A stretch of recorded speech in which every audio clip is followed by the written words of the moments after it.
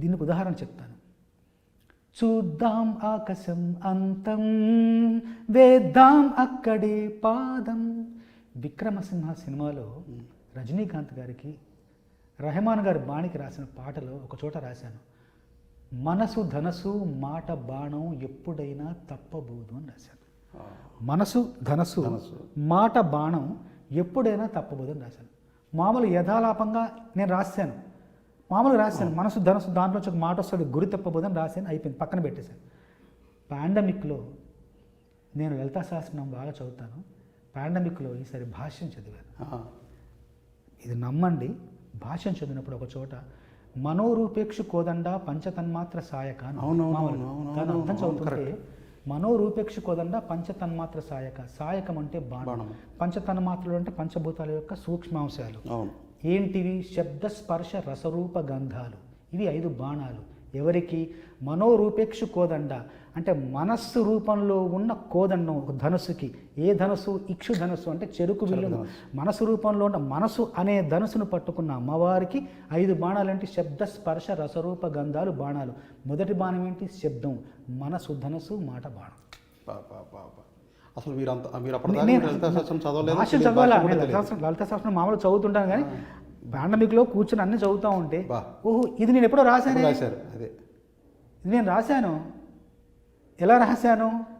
ఏ శక్తి రాయించింది? మరి నాకు కనీసం రాసే ముందు, ఆ బాణి వినే ముందు ఈ ఆలోచన కూడా నా మనసులో ఉండదు. ఇప్పుడు మీరు చెబుతుంటే నాకు ఇందాక మీరు చెప్పింది ఇంకోటి గుర్తొస్తుంది.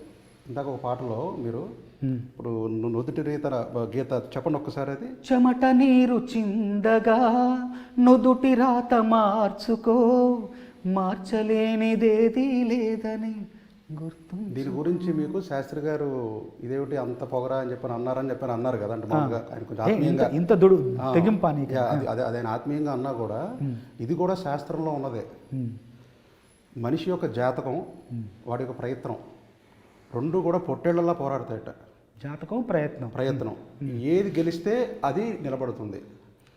ప్రయత్నం అనేటువంటిది నిజంగా ఆ పొట్టేళ్ళ బలం ఉంటే, ప్రయత్నం దృఢంగా ఉంటే జాతకాన్ని కొట్టేయగలదు. అంటే భగవంతుడు కూడా అన్ని సెట్ చేసి ఇది నీ విధిరాని పెట్టినా కూడా వాడి ప్రయత్నం కనుక పెద్దదైతే, ఆ తర్వాత పంక్తుల్లో కూడా రాశారు మీరు, దైవాలే తలవంచగానే నీ ధైర్యాన్ని దర్శించి దైవాలే తలజింత. ఇదంతా కూడా ఉన్నదేనండి, ఇదంతా ఉన్నదే. ఇది నేనేదో చదివి చెప్తున్నది కాదు. గరికపాటి నరసింహారావు గారు ఒక ప్రసంగంలో చెప్పారు.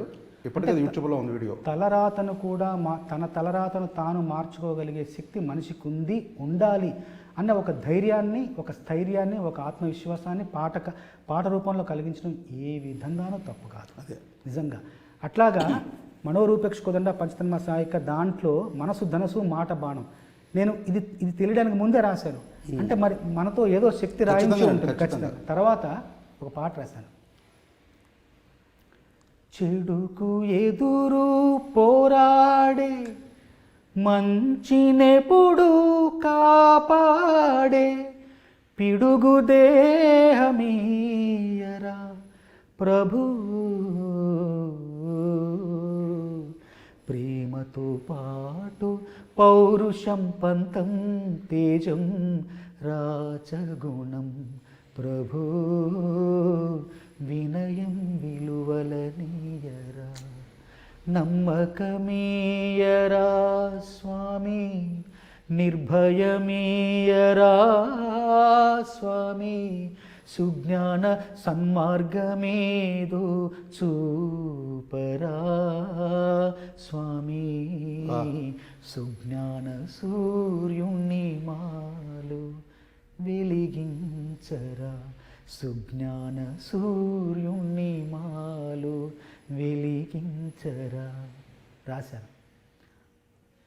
సుజ్ఞాన సూర్యుడు అనేసరికి నా మనసు ఒక్కసారి పులకించిపోయింది.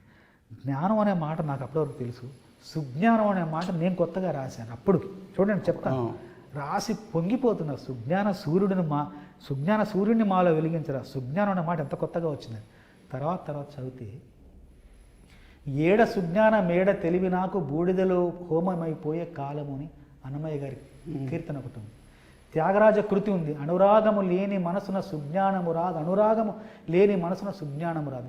సుజ్ఞానం అన్న మాట నాకంటే ముందు త్యాగరాజు గారు చాలా చోట్ల వచ్చింది. నాకు నిజంగా ఆ మాట అప్పటివరకు తెలియదు, నేను కొత్తగా రాశాను అనుకున్నా. అంటే తెలియకుండా పెద్దవాళ్ళ కృప, పెద్దవాళ్ళ అనుగ్రహం మన మీద కురుస్తూనే ఉంది. ఆ అనుగ్రహ వర్షం కురుస్తుందని నేను అనుకుంటున్నాను. అన్నట్టుగా ఆ పైన వేసేవాడు, ఆ బీజం వేసేవాడు, ఆలోచన అనేటువంటి బీజం వేసేవాడి యొక్క పని అండి ఇదంతా.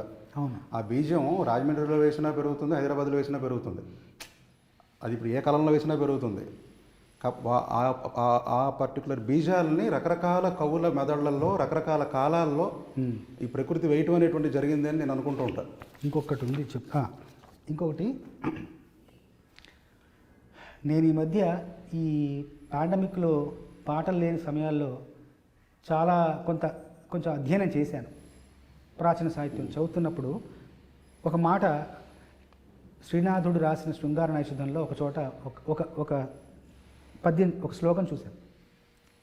జలదుర్గస్థ మృణాలావలి జిత్ కమనీయ బాహువల్లరియగునా జలజానన నీకున్ తగున్ పలుకులు వేయేలా అధిక బల శౌర్య నిధి అని చెప్పేసి హంస నలుడితో ఉంటుంది. అందులో మొదటి మాట ఏంటి తెలుసా? జలదుర్గస్థ. జలదుర్గంలో వెంకటరాజశర్మ గారు తాత్పర్యం రాశారు. జలదుర్గము అనే మాట అంటే ఏంటి తెలుసా? నీటి కోట. నీటి కోట. షాక్ అయ్యి అంతే కదా, చాలా ఆశ్చర్యానికి గురైంది. ఎందుకు తెలుసా? నీటి కోట నేను ఎప్పుడో రాశారు. ఎక్కడ? గలగలల గీతం నాదే గెలుపు రాగంలో, జలజలల సైన్యం నాదే చిలిపి రాజ్యంలో, రాజునే నేనుగా నీటి కోటలో ఆటుపోటులు, గుండెల్లో గోదారి పొంగి పొరలుతోంది, గోదారే రాదారై నన్ను నడుపుతోంది, గురువులిక తెలపని పాఠాలే తెలిపినవి అలలే, వరములకు దొరకని భాగ్యాలే వెతికినవి వలలే. అందులో నీటి కోట అనే మాట అక్కడ రాశాను. శృంగార నైషధంలో చదువుతున్నప్పుడు ఈ జలదుర్గం అనే మాట నీటి కోట.